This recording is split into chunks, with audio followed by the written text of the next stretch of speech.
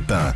Jean-Marc Morandini. Avec le fait média du jour, ce sont donc ces personnalités qui s'engagent en nombre pour les élections municipales des 23 et 30 mars prochains. Et la dernière en date a de quoi surprendre. Elle s'appelle Cyndi Lopez. Alors, vous vous en souvenez peut-être, elle avait participé à l'émission Secret Story. Elle s'était énormément mise en avant et elle avait beaucoup fait parler d'elle parce qu'elle prenait ses douches de façon très déshabillée, totalement déshabillée même. Elle avait fait quelques vidéos hyper sexy. Jérôme Ivanichenko, bonjour. Bonjour Jean-Marc. Vous êtes notre expert média. Alors, pour commencer, on revient sur cette candidature qui semble, de prime abord, un peu farfelu, disons-le. Je veux mettre ma grande gueule au service des habitants. C'est dans ces termes que Cyndi Lopez explique son choix d'apparaître sur la liste d'un candidat à la mairie de Villeneuve-le-Roi, une commune de 18 000 habitants dans le Val-de-Marne. Alors pour ceux qui l'auraient oublié, rappelons qui est Cyndi Lopez. Petit flashback, nous sommes à l'été 2009, la saison 3 de Secret Story cartonne sur TF1 et l'on découvre Cyndi, cette jeune femme au tour de poitrine aussi étourdissant que sa parole est débridée. Son secret dans le programme était, je vous le rappelle, je suis bisexuel. Très bien, on est ravis de le savoir. Depuis, elle a continué régulièrement à faire parler d'elle. Elle pose dans des tenues plutôt légères dès qu'elle en a l'occasion. Elle a fait du théâtre dans la mémorable pièce Faut pas pousser mémé dans les orties. Vous l'avez vu, Jean-Marc? Non, j'ai pas vu, j'ai raté ça. Ouais. Elle chante aussi, elle vient de sortir un nouveau titre, Sur place ou à emporter. Mais attention, rien à voir avec des pizzas ou des sushis. Le refrain, c'est Je te prends sur place ou à emporter. Voilà, no comment.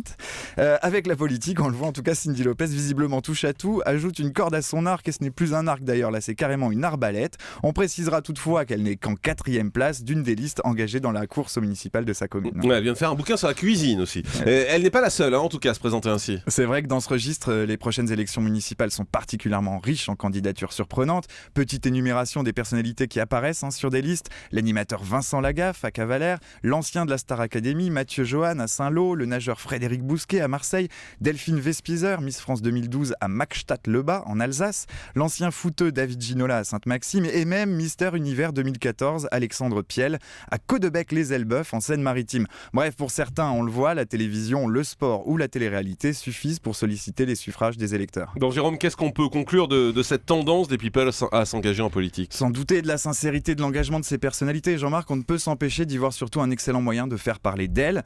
D'ailleurs, la preuve, on est en train d'en parler.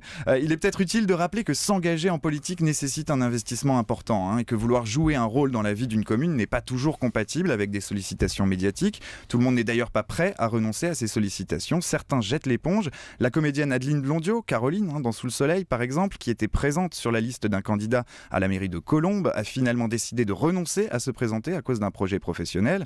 En conclusion, on a connu la pipolisation de la vie politique. Désormais, on a droit à la politisation de la vie des people. Gare au mélange des genres, surtout si cet engagement n'est qu'un simple moyen de créer du buzz autour de son nom.